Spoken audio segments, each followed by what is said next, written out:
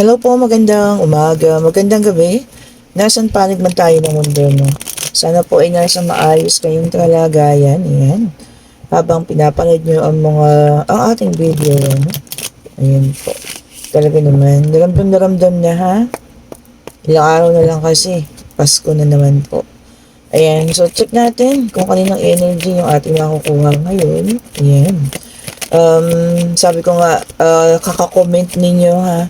Kahit hindi kayo nagpapa-reading sa akin, malay niyo sa inyo yung reading na nakukuha ko araw-araw po ha. Pag gumagawa tayo ng reading dito sa YouTube. Oops, ayan, kita nyo, flip. Tingnan nga natin. Okay, meron tayo ditong The Judgment.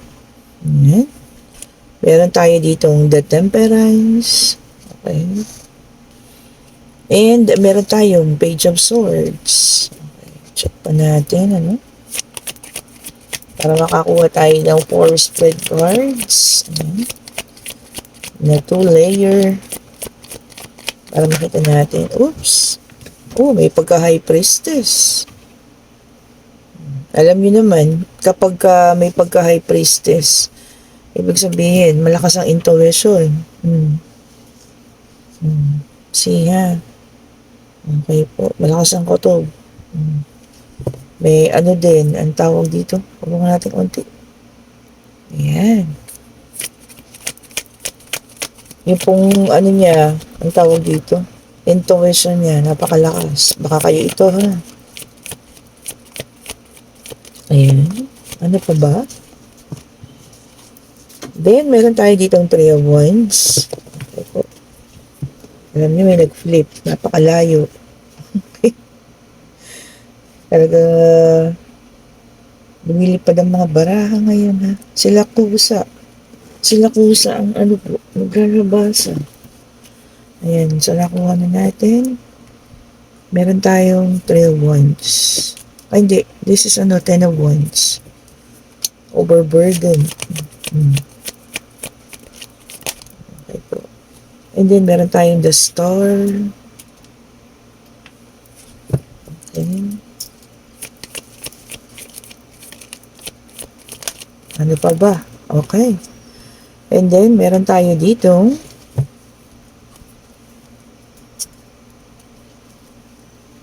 Nine of Pentacles. Okay. So, meron tayong the Judgment. Yan. Meron tayong Temperance. Okay po. Page of Swords. The High Priestess. Okay. 3 of Wands. 10 of Wands. And meron tayo ditong the Star. And meron din tayo ditong Nine of Pentacles. Okay. So, dito sa ating 4 spread cards sa White Tarot card. Ayan. Merong isang tao ditong nakatuklas ng katotohanan. Ano ba itong iyong natuklasan? Okay po. Natuklasan mo isang katotohanan na nakapagpagising sa'yo. Maaring ito ay tungkol sa isang tao na hindi naging tapat para sa'yo o hindi nagpakatotoo. At maaring ito rin po ay isang pangyayari ayan, na nakadulot sa iyo ng sakit. Ayan. Kumbaga matagal mong itinatago, matagal mo siyang nandiyan sa isip mo, no? Natuklasan mo isang pangyayaring ito dahil sa ito nga, isa ka ring High Priestess at malakas din ang iyong intuition po. Okay. Maaring ang pangyayaring ito ay tungkol sa isang tao na maaaring malapit sa buhay mo. Ayan. Na minsan din na ipinaglaban mo. Ayan. Ginabayan ka rin ng Anghel Temperance. Okay. Para siguro makita mo talaga kung ano yung tunay na pagkatao ng taong ito. No?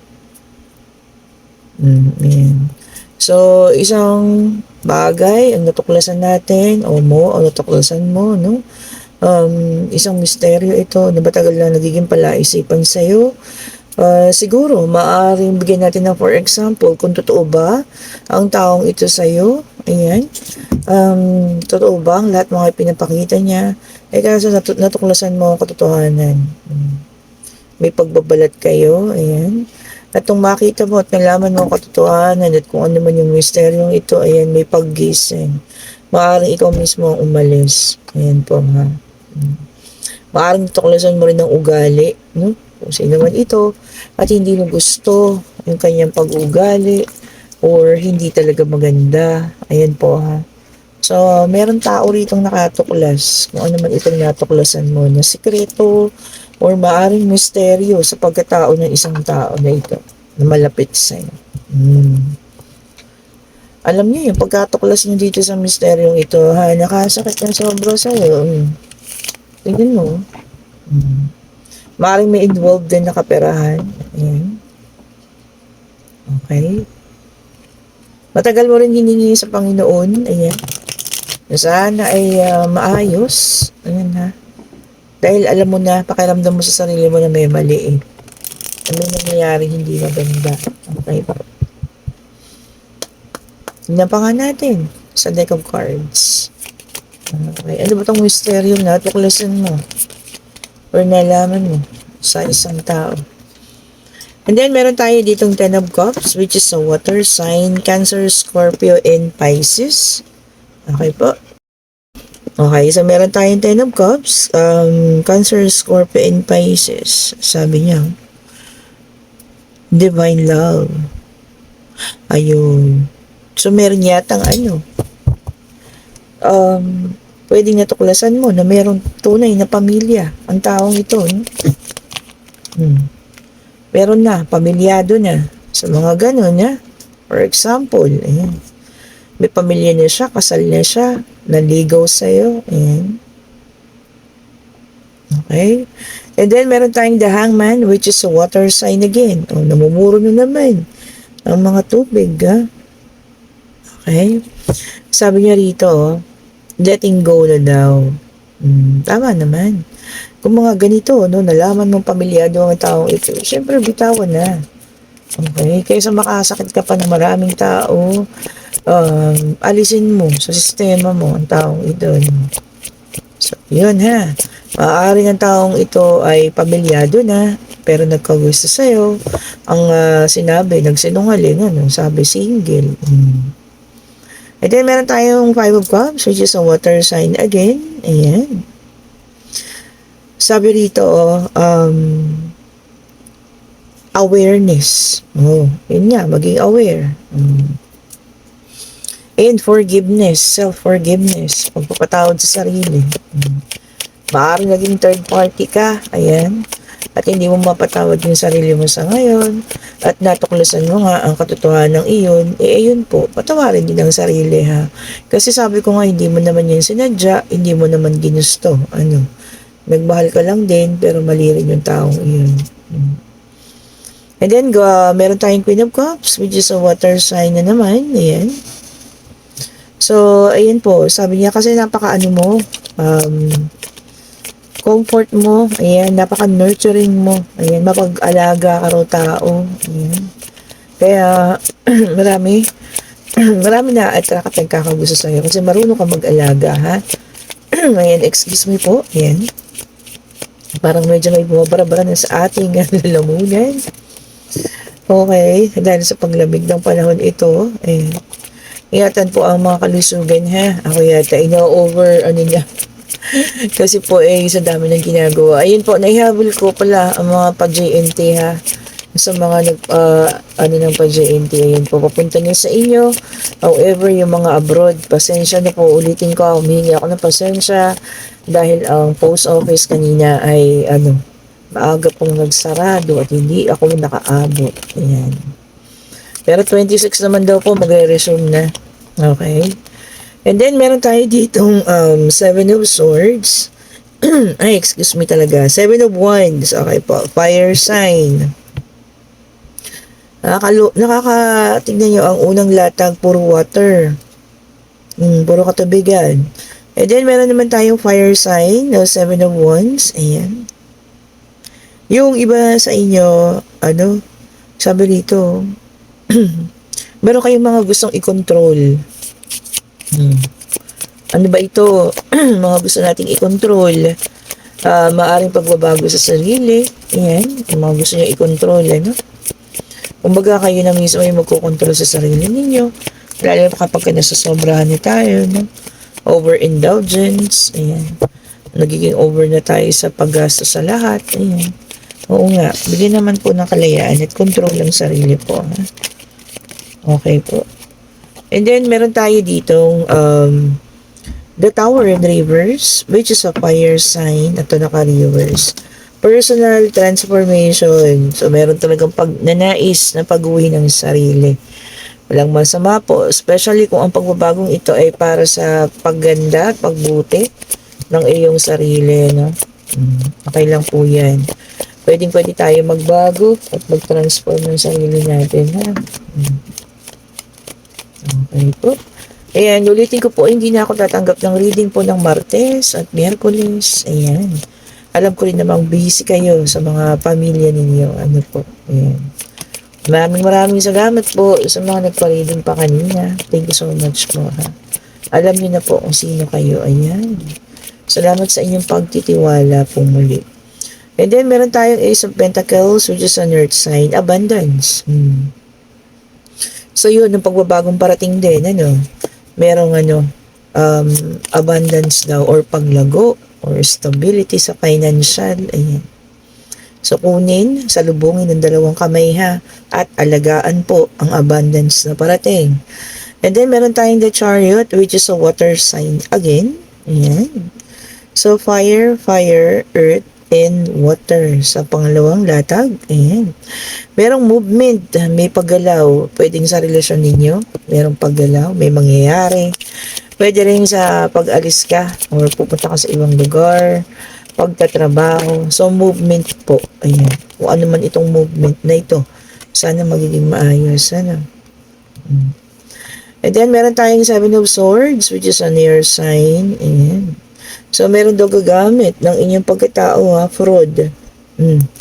Makagamitin ng inyong mga, tawag dito, information. Fraud po yan, ha, para makautang or kung ano man ipasok sa lendingan ang inyong mga, information. Ingatan po ang mga information ninyo, ha, huwag basta-basta magbigay kung kani-kanino man. Binigyan na tayo ng babala. And then, meron tayong judgment, which is a fire sign. Ayan. So, lumabas na lahat ng sign, ha. Same thing, judgment. Meron talagang parang, rito. Paggising. Ayan po, ha. Awakening. Talagang matutuklasan ng katotohanan at parang magigising po. Ayan. Kung ano man itong katotohanan na inyong matutuklasan, misteryo. Ayan, pero may example kanina, niligawan, kaminahal ka, yung pala pamilyadong tao. Siya na naman, 4 of Wands, which is a fire sign. Ito ay magkakaroon naman ng celebration ng bawat pamilya. Oo nga naman.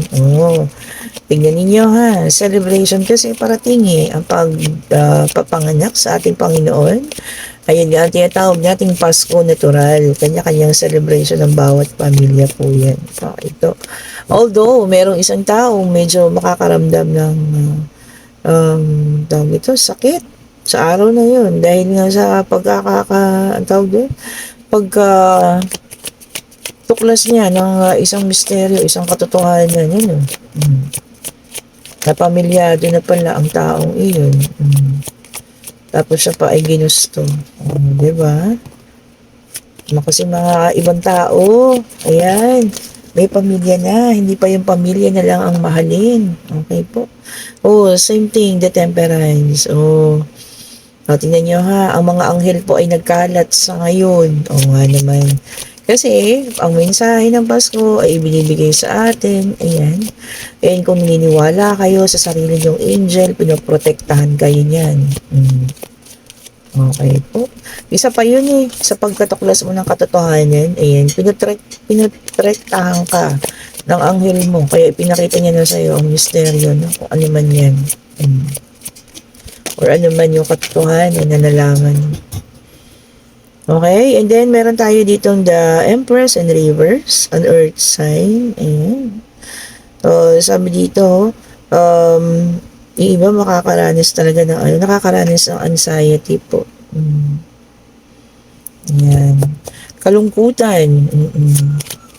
Totoo po, parang pag a month ng December hanggang January, marami ang nakakaranas ng anxiety. Pagkalungkot. Kasi marami naaalala eh. For example, maalala yung mga nawala na sa buhay natin na mayapa na, mga magulang, ganyan, mga kamag-anak. Kasi magkakaroon ng reunion tapos sila ay wala. O, diba? Nakakalungkot nga naman. So, dalawa yung nag-flip. Pareho sa naka-reverse. Meron tayong King of Pentacles. Okay? Earth sign again. Sabi dito, indulgence. O, ayan. Salo-salo nga. Ayan, mga kainan. May meron talaga ha. Parating kasi, tapos sabi niya, stubborn. O, yung iba daw magiging matigas na yung ulo. Ayan, baka ayaw paawat. Kahit bawal, sige lang. Pagbawal, wag na pong gawin, ha.